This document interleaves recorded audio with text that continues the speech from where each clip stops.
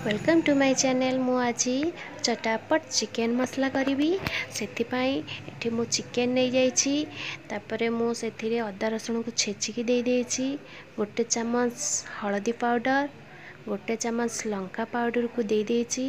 तापरे मु एठी कॉर्नफ्लावर 2 चम्मच देछि, कलर टिके देछि। तापरे फाळे लेंबू ताकू चुपुड़ी की दे देछि। तापरे मो स्वाद अनुसार एठी लूण को देबी। मु एठी हमर बासना पाई टिके भुसंग पत्र नहीं आइछि। ताकू भल भाबे आमे गोळै दबा। गोळै की मु एबे सेतरे आ टिके चिकेन मसला को देकी ताकू गोळै की 10 मिनिट पाई आमे रखि नबा। मु एठी गोटे पैन रे 2 रु 3 चम्मच तेल नहीं आइछि। तेल तातेबा परे आमे रखिथिबा चिकेन को गोटे गोटे देकी आमे ताकू भल भाबे भाजी नबा।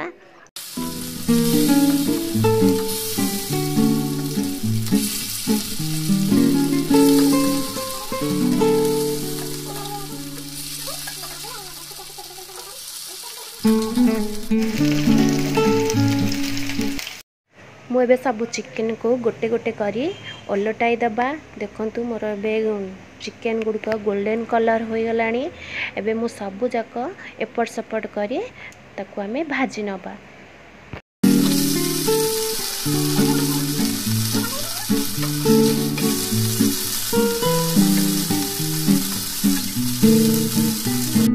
देखंतु मोर चिकेन गुड़िक केते भलसे सिझी गलानी। ताकू एपट सपट करी भल भाबे आउ टिके भाजी नबा। भाजी की गोटे प्लेट को मु काढ़ी नेबी।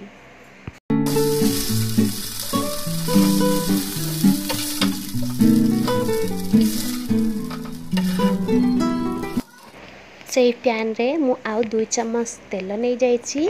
तापरे छोट छोट करी काटिकी रखिथिबा पियाज 2टा को मु से पकई देछि। पकई के आमे ताकू भल भाबे भाजी नबा पियाज को।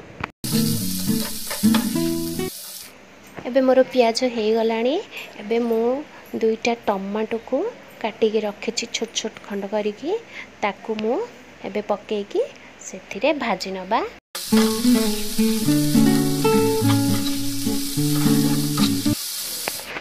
तापरे मु सेथिरे अदा रसुण को छेचिकी रखिथिली। एबे सेथिरे अदा रसुण छेचा आ हमर चिकेन मसला टिके देकी भल भाबे ताकू कसी नबा।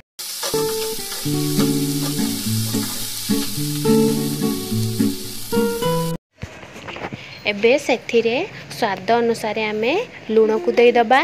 मु चिकेन भाजला बेले मु लूण टिके देछि। एबे टिके दे देली। तापरे हळदी पाउडर टिके, तापरे लंका पाउडर टिके देकी भल भाबे आमे कसी नबा मसला को।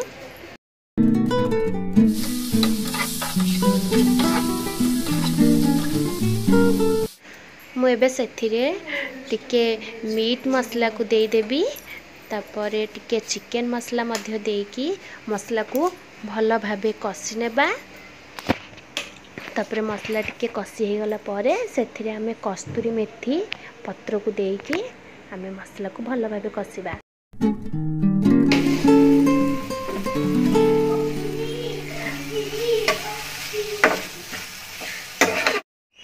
एबे मोर मसला कसी हे गलानी।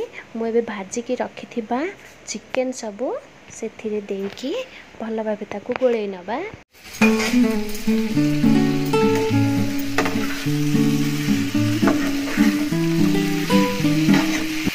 मु सेथिरे एबे टिके पानी दे देछि। पानी दे भल भाबे ताकू गोळै नेबी। गोळै की आमे 5 मिनिट माई ताकू घोड़ै की छाडी नबा। एबे मोर 5 मिनिट हे गलानी। ताकू घोड़णी काडी देखिबा। देखंतु मोर एबे चिकेन मसला केते बढ़िया हे आइछि। आमे ताकू एपट सपट करी ताकू टिके भल भाबे गोळै नबा।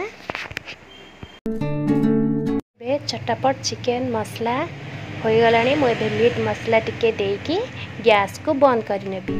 मोर जदि ए वीडियोटी आपण मानकु भल लागि थाए ताले लाइक शेयर कमेंट करि नेबे।